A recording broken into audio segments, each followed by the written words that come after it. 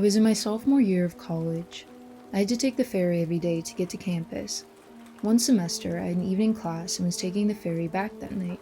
Whenever I took the ferry, I usually just stayed to myself and studied while I had the extra time to.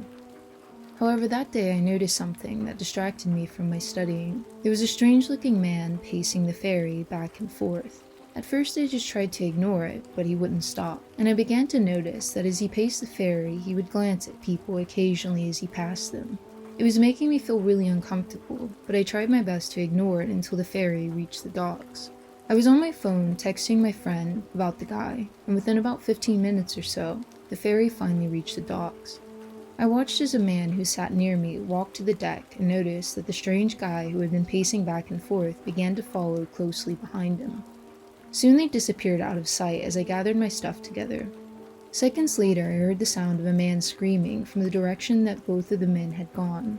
I looked around in shock to see if anyone else had noticed it, but to my surprise, it seemed like no one else had. I quickly hurried to my car, as the event had scared me. As I walked to the parking lot, I saw the strange man again, standing in the parking lot, watching me as I passed. I unlocked my car quickly and sped off, afraid and paranoid that the man would follow after me, but he didn't. The next day, I filed a report with the police, just in case something serious had happened. However, I never received any update about it. But I know what I heard and saw that day. To this day, I still can't stop thinking about the strange man and the scream that I heard so vividly that night. One of the scariest memories that I have is this one time that I went camping with my mother. I live in Washington, and so does my mom. It was often a tradition of ours for me to visit her during the summers, and we would spend it going camping and traveling to new places. We had drove a couple hours to the coast, to the coastal mountains. The hike up to the campsite on the hill was a long one, taking about an hour of walking to reach it. On the day that we went, we didn't see too many people out there, and upon reaching the campsite, we realized that we were the only ones camping there at the time. The first day was relatively normal. We got set up and made some food and just enjoyed the beautiful scenery there. Later that evening, though, we saw a truck pull up to the campsite, and inside were a few men. They stopped and talked to my mother for a bit. I don't know what they talked about, but it wasn't anything that made us feel suspicious of them at the time. Flash forward to later that night, and me and my mother were inside our tent trying to fall asleep. I turned over to see my mother sitting upright, alert, as if she was hearing something outside of the tent. Naturally, this scared me, but I just kind of figured it was a wild animal or something. But as I sat up next to her and listened to it too, I realized that the sound sounded too big to be that of an animal. It sounded like human footsteps getting closer to our tent. We sat there in shock for a few seconds before my mother finally reached for her bag to grab the gun that she would always carry around for protection. The footsteps stopped outside our tent, and we began to hear the sound of the tent zipper moving. My mother, who had always been quick-witted, yelled out, "Get the gun, Mark." My mother was smart enough to know that if she claimed there was a man there with us and a gun, that whoever it was would get scared and leave. And sure enough, they did. They left quickly, and no harm came to us, thanks to my mother's quick thinking.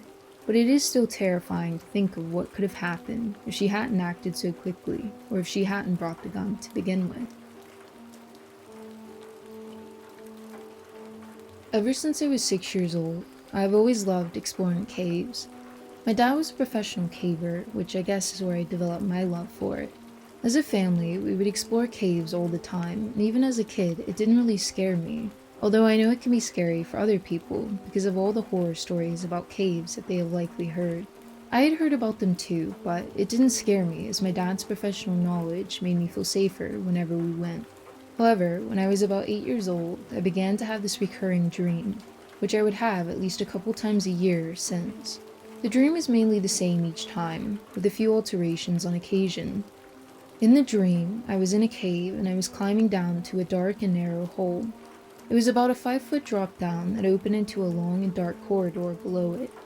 In the dream, I would turn right every single time, and I would reach a part of the corridor with a bent stop sign. I would continue past the sign despite its warning. The rest of the path was long and confusing to navigate, but eventually opened into another chamber. In the chamber, there was another pit in the ground, but this one was much larger, and you could see inside of it. In the dream, when I looked down into the pit, I would see all kinds of things, from animals, trash, to even people. On occasion, the faces of the people inside the pit would take on the form of my own family's faces. The dream would always end there, and then I would wake up abruptly. I had this dream over and over again until I was about 15. I was telling one of my friends about the dream, and a week later, my dad wanted to go check out another cave. The cave he wanted to explore was called Dog Drop, a cave that apparently got its name after a dog or a coyote fell 30 feet down into the pit. The cave was not an amateur cave by any means. It had a 30-foot drop straight down that you had to climb down using a rope. My brother and I went down first, while my dad waited to go after us. I wasn't scared at this point. It wasn't until we reached the bottom that I began to feel uneasy. After reaching the open chamber underneath, I was hit with an overwhelming feeling of familiarity, despite never having been inside this cave before. Inside the chamber were familiar objects that I had seen before in my dream. My brother turned to me with a concerned look, as it must have been apparent that something was wrong. I managed to tell my brother that I wanted to leave, and when he asked me why, I simply told him that I wasn't feeling well, as I didn't know how to tell him the truth without sounding absolutely crazy. We packed up and left and never returned to the cave. The creepiest part about it, though, is that after that day, I stopped having the dream altogether, and whenever I think about it, I still get sick with fear. In 2003, I had moved into a new apartment. It was a really old apartment building, having been built 100 years ago. Most of the apartment seemed normal to me, but I noticed that any time I was in the bedroom or the bathroom, I would begin to feel really uneasy. I don't know how to explain the sensation, other than it felt like someone was watching me while I was in those rooms. The feeling was worse if I had the closet door in the bedroom open, so I began to have it closed at all times. It was a month after moving in, and one night I was in my bed with the bedroom door closed and locked, as it made me feel a lot safer, when I heard a loud bang at the bedroom door. It took me a bit to muster the courage to check it out. When I looked around my apartment, everything seemed normal. The door was still locked and the windows were still closed. I tried to write it off as my mind making it all up. However, about a month later, I woke up in the middle of the night again. Not to a banging sound like before, but to the sensation of what felt like someone holding me down into the bed. It was pitch dark in my room, so I couldn't see anything, but I was able to flick the light on next to me, and it revealed that I was all alone inside the room. After that, I began to sleep with the lamp on, and I wasn't the only one who felt weird about the apartment. There were a couple times when I had friends over and they too felt like they were being watched whenever they used the bathroom. Living in the apartment became too uncomfortable for me that when a new unit became available, I immediately jumped at the opportunity to move into it.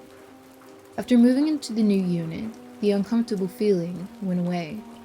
I became close with the building manager after moving into the new apartment, and I had learned that several other people who had moved into the other apartment had moved out after only a few months. I was jokingly telling the building manager that I thought the place was haunted, but he just laughed it off. Months later, I heard a story about the apartment, and how a previous tenant had taken their own life inside of it. And that confirmed everything I had experienced inside the apartment, and confirmed to me that it was indeed haunted, like I had believed. As a kid, my childhood home was surrounded by the woods. Me and my sister would often spend time in the woods around our house, just playing and exploring like kids do. It was a Friday one summer, and I was probably around 10 years old at the time. Me and my sister decided to go into the woods that day, like we often did. As we walked in the woods, everything was normal, and after a while, we finally reached our favorite spot in the woods, which we had made our own little hideout, decked out with old lawn chairs which we had stolen from the shed. However, on this day, something about our spot didn't feel quite right. I don't know how many people will relate to this feeling, but it felt like something bad was about to happen. There wasn't anyone or anything, but I just felt uncomfortable all of a sudden. We eventually left our spot and walked further into the woods before we heard something that made us stop. It sounded like leaves crunching in the distance behind us. We turned around and kept listening, but we couldn't see anything. We concluded that it was probably just an animal or something, and we just kept walking. Minutes later, we heard it again, but this time, when we turned around, we realized that it wasn't an animal. In just a split second, I could see the figure of a person quickly going to hide behind a tree. We immediately freaked out, fearing that we were going to be kidnapped or something. I had told my sister that we needed to run, and so we did. Luckily, we knew the woods very well, so we were able to take a shortcut back to the house and avoid whoever it was in the woods with us. We ran inside the house, quickly screaming for our parents, and in a panic, we told them about the person following us in the woods. After that, our parents no longer let us go back out into the woods. To this day, we still don't know who was following us, and I can't help but still feel scared thinking about it because of that gut feeling that I had, and the terrifying reality of what could have happened to us if we hadn't been able to get away. For a little bit of background, I grew up in a time when there weren't really cell phones or the internet, so the whole don't meet people off the internet wasn't really a thing for us. But even without those things, it didn't stop the risk of similar events, like with what happened to me. I'd gotten a radio, like the ones that truckers used to talk to each other.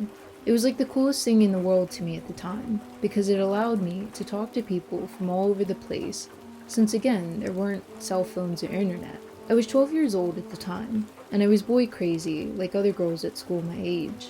One of my funnest memories around this time was hanging out with some of my friends and talking to random people over the radio.